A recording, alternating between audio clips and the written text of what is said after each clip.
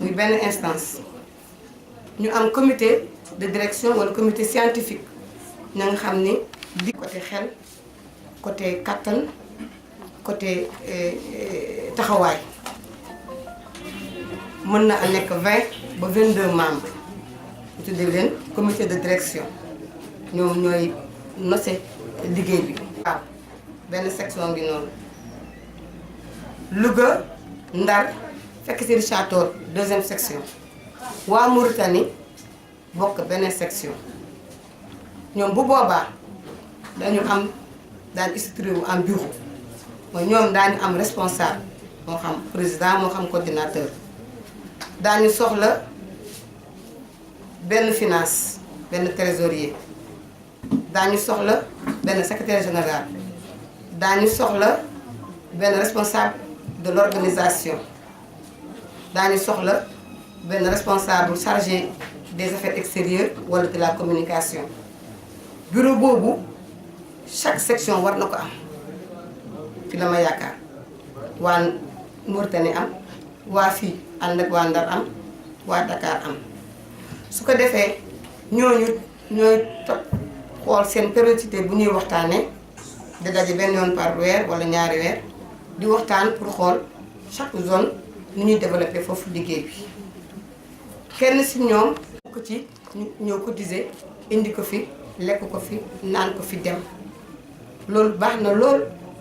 waaye du ñu indi benn développement te doomu aadama du mën a épanouir du mën a bëgg tant que taxawul ay jalons yu koy yóbbu mu développé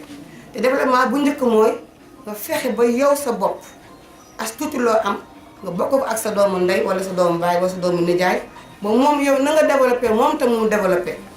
boobu esprit nun lu ñu war a doxal moo ñu fexe ba kenn si ñun kenn ku nekk am nu ñu fexe ba ñëpp macha allah développé wu économiquement te loolu mooy rek comme on dit groupement d'intérêt mooy GIE économique ñu fexe ba former suñu benn GIE. ah léegi nag mu des nag yan activité la GIE boo mën a am ci loolu du ñuy am yaakaar ni que fii mu war a nekk ñun suñu siège mooy suñu base fii wàllu ndax xëy na am li fi am ci membre ëpp na 50 personnes wute na ak Dakar nga xam ne àgguñu 25 wala waa Mauritanie donc fii moo war a mën nekk base bi te fii tey booy seet ci sama xalaat mënuñu fi développé te xalaatuñu lu mel na comme ceeb bi liggéeyu ceeb bi moo xam tey jii nii wut xaalis jënd dem jaayaat idée la muy ëpp nit ñi réfléchir moo xam famille bu fi am tool te exploité wu ko exemple laa joxe ñu jël tool bu exploité ko moyennant ni ko un quart bi seen famille bi ko moom deux tiers bi suñu association moo ko moom xalaat la nag damay xalaat la après ku ne na jot xalaatam idée la donc ajjuma ba léegi ñoo ngi fi te ajjuma boo ko compté ba suba 6 repas la benn bu si nekk ci mbooloo bu ci gën tuuti muy ndekki dafay mën na jege mën na ëpp 50 000 francs boo bëggee ndekki li ci mbooloo boo bëggee añal li ci mbooloo xayma ko développement ba nga xam ne ñu si gis suñu bopp xëy na at bi dana mën a dugg foofu su paree mu nekk defal ñu synthèse ci am ay kànt boo yi nga xam ne mooy si lu ñuy tënk di liggéey ba mën a am ndam donc ñoo ngi gërëm ñëpp di ñaanal ñëpp jàmm ak salaam jërëjëf. ñuy waxaat rek alhamdulilah rabbil alamin ñu sant suñu borom bu baax di julli ci sangu sang yi alayhi salaatu wasalaam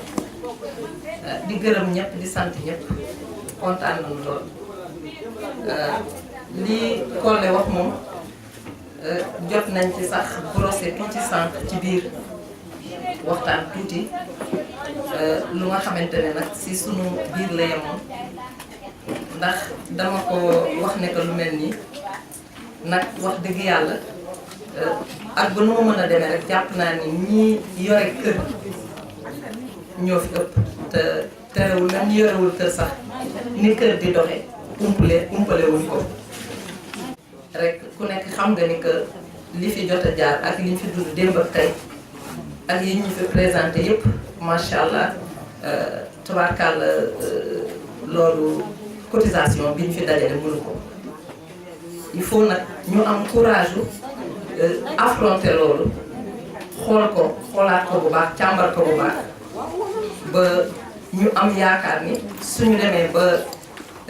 agsi ba fii ba ma jàpp ni lii li gënoon a jafe la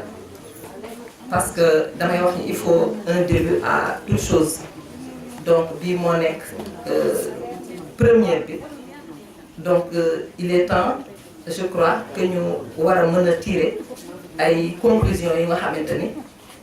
kenn ku nekk daal di nga ci war a mën a am sa xalaat nag parce que bu ñu fàtte ni aussi du lu ñetti nit wala juróomi nit wala fukki nit yore alalu mbooloo la alalu famille la kenn ku nekk da nga ci am sa kàddu kenn ku nekk da nga ci am sa xalaat ak sa gis-gis alors là j'ose dire que le débat est ouvert kenn ku ci nekk am nga si loo si war a wax bu kii gisee nii yow boo amee neneen noo gisee indi ko bu kii indee xalaatam bii yow jàpp nga ni am nga xalaat bu nga xamante ni yaakaar nga ni moo dàq ba kay indi bul hésiter indi que ñu boole yëpp dajale ko teg ko xool ko seet la nga xam ni moo si njëriñ lu nga xam ni kenn ku nekk dana ci profiter rek ñu dawale ko noonu man moo si sama xalaat moo ci sama gis-gis ma dem ba maa ngi wax sànq ni nee naa bu fekkente ni c'est nécessaire ñi nga xam ne ñoo koy yore ñu créer benn groupe WhatsApp parallèle bu nga xamante ni ña nekk ca bopp yooyu daañu mën de temps en temps pas luy nekk lu nga xam ni luy fonctionner tout le temps la comme groupe bu Kër Mody ni muy fonctionner actuellement mais mu nekk lu nga xam ni daañu ko xool ba xam yan moment moo xam peut-être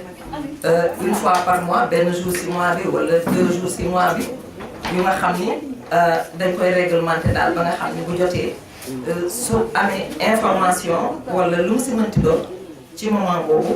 dinañ war a mën a dugal loolu ñu ko séq waxtaane ko suñu ca génnee nag lu nga xamante ni ñëpp dañ ca war a jëriñu bu boobaa ka ko war a génne en fonction de la ñañu teg ci booba ka ko war a génne dana ko génne siiwal ko ci groupe yëpp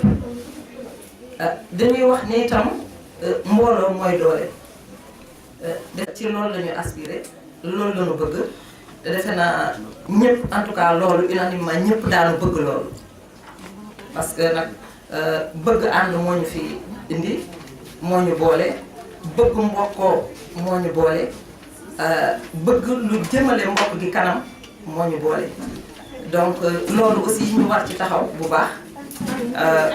mu doon lu nga xam ne daal man daal li ma koy waxee souhaité naa loolu mu nekk lu nga xam ne ku nekk dina ci gis boppam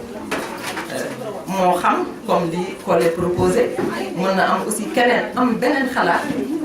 donc comme ñoo ko waxee rek ku nekk am nga ci sa kàddu lu nit mën a indi rek man a xam naa ni côté boobu awma ci kii bu sore la ci barke Muhammad sallallahu alayhi wa sallam jërë ngeen jëf. encore si surtout waa Richard-Toll comité bu chargé woon réception bi ñoom jàpp ñoom boppam donc vraiment accueil bi rafet na yëpp jaar na yoon macha allah ñu ngi leen di remercier bu baax lépp lu ñu yaakaaroon bu ñu ñëwee fekk nañ ko fi ak yéen ñu comme il faut jox ngeen ñu lekk comme il faut naan nañu comme il faut lekk nañu fruit comme il faut mais le dessert le plus important nekkul lekk bi ak fruit bi dessert bu gën a important mooy la suite des événements kooku mooy dessert lekk nañu ba suur naan nañu ba màndi del nañu fruit yi yëpp mais dessert baa ngi ci kanam kooku ñu ñoo koy accompagner ñun ñooy am courage jël les décisions qu'il faut ñun ñooy am courage jël les points qu'il faut sans complexe bu kenn gêné wu ku am idée bu intéressante génnee que rien n'est décidé lépp donc nag ku nekk jël responsabilité am wax lu mu ci xalaat ñu mën ànd ensemble mën évoluer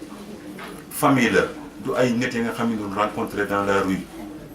comme un mouvement nawetaan wala non non non c'est une famille dafa am ay liens yi nga xam ni moo ñu unir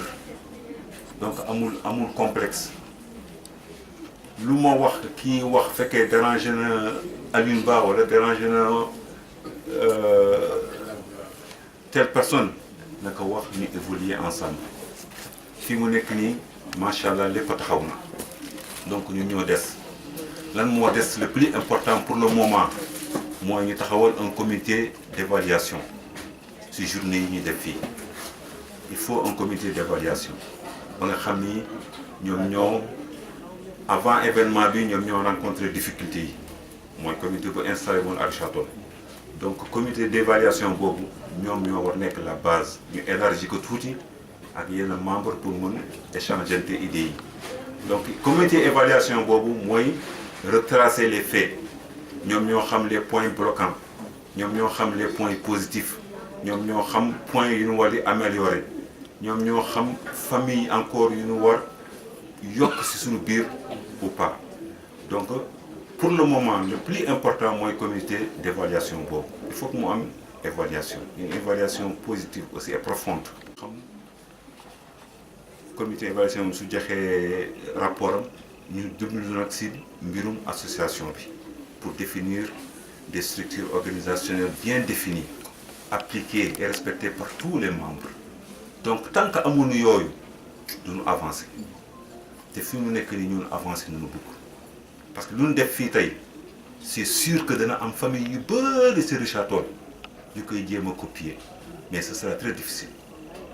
parce que ñu nekk fii depuis 3 jours dégguñu fi coow dégguñu fi wax ku ñu fi wax noppi ñu noppi même xale yi tuuti ñoo ngi nii suñuy wax lu ñuy toog dégluñu attentivement donc ñun suñ déjà rek ñoo ngi jox suñu doom yi suñu sët yi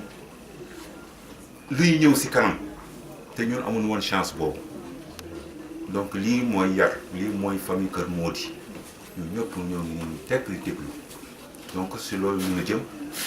su nekk na taxaw wax lu muy kii pour les bureaux dama bëgg pour le moment nekkaguñu chaque section nekkagul fa nga xam ne par exemple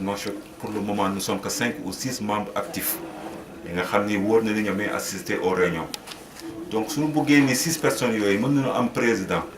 mën am secrétaire général mën am trésorier mën am tii donc 5 membres yooyu ku nekk am na fonction ça veut dire que léegi kenn mënatul diriger donc pour le moment ñu étudier ci point yooyu bu baax ñu xool par zone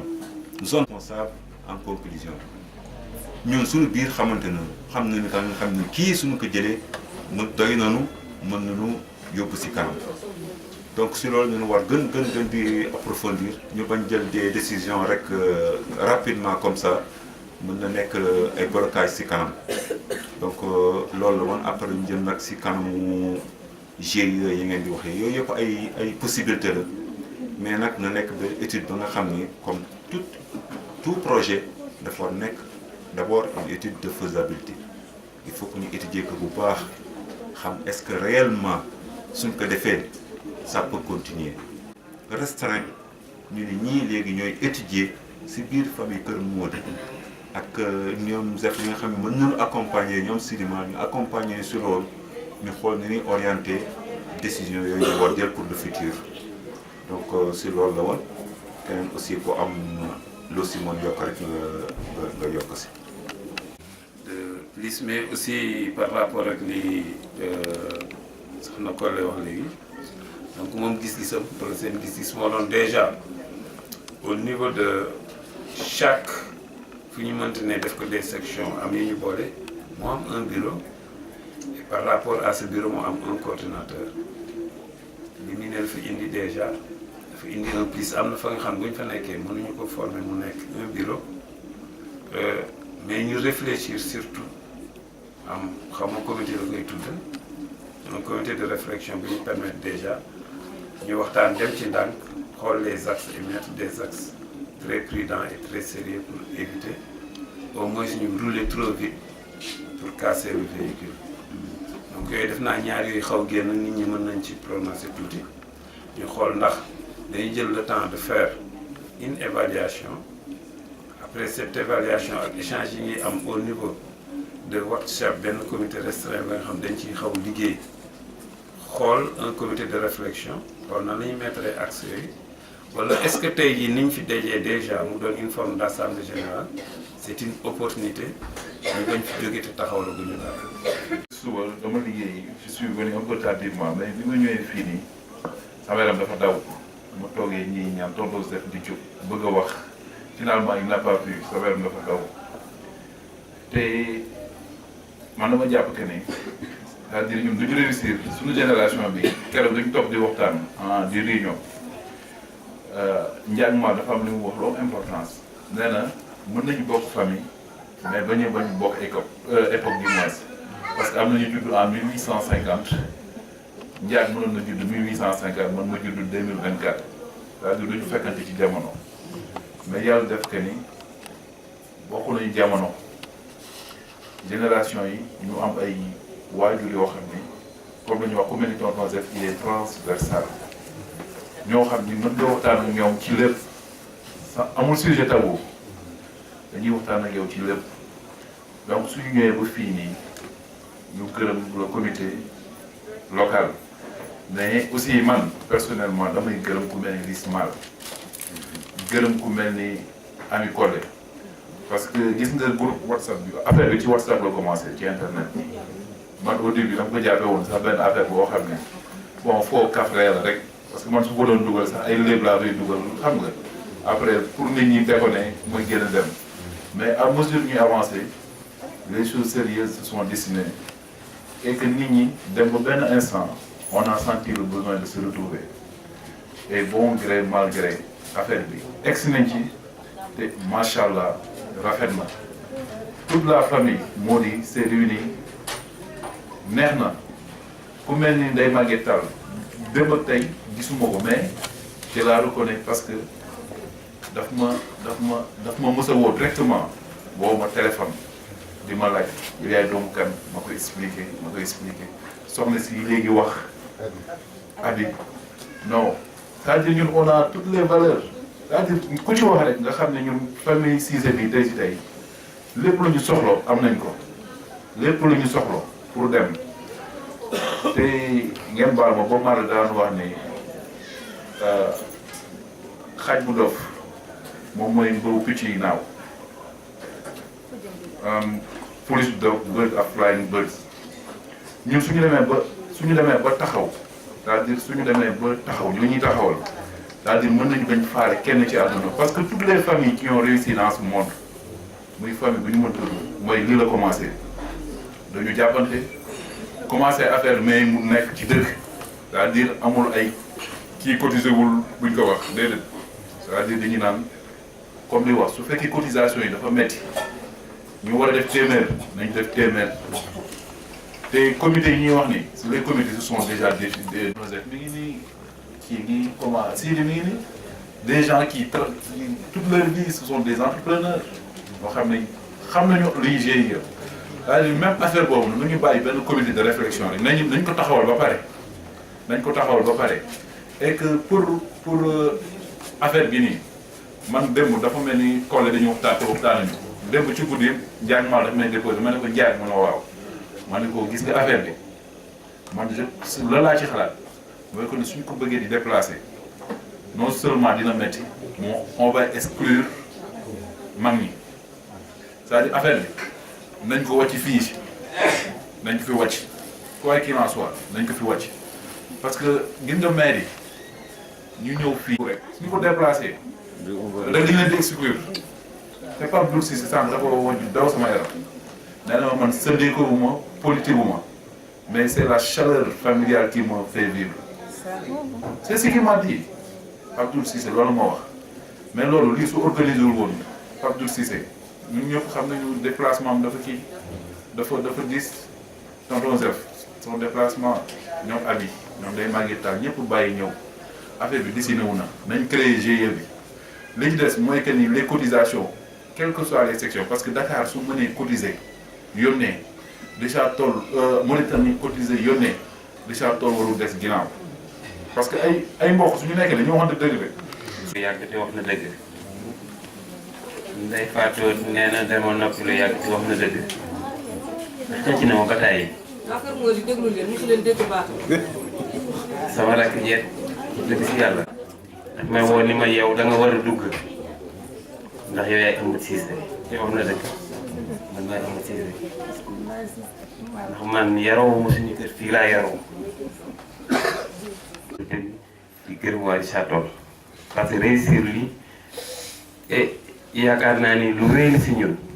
ndax ñun ay sët lañu mais booloo gu ñu booloo ak jàppoo gu ñu jàppoo moo tax lii réussir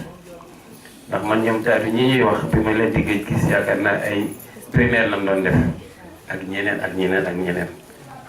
am na si ñi nga xam ne ñi ngi fii si Richard Toll nekk samay mbokk te xaw ma leen maa ngi koy wax keroog tey si suba sama doom bu na jaay tañ romb na ma ne ko kii kan la mun ma sama doom la ndax xam ko loolu gàcce la si ñun ay nit dañuy xamante ay mbokk dañuy xamante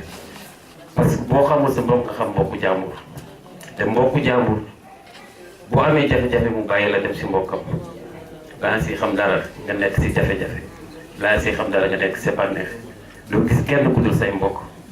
te loolu moi je pense que il est temps que ñun ñu mën jël suñu bopp en charge sànq nag ñu bare gërëm nañu tonton Zef waaye man maa ko war a gërëm ndax man papaam laa waaye sama najaay la mais différence boobu amoo suñu diggante bi ñu nekkee Dakar man moom ak si ñu faral si benn lal dafay wàcc muy si yàlla nekk ay ndaje te li ngeen soxla am solo la gis nga kër gi li ngeen fi sas la ngeen fi mën di sas yàlla dina ko barkeel ndax ñun ñëpp fii la ñuy jógee du xale du ndaw du mag kon li ngeen xalaat ni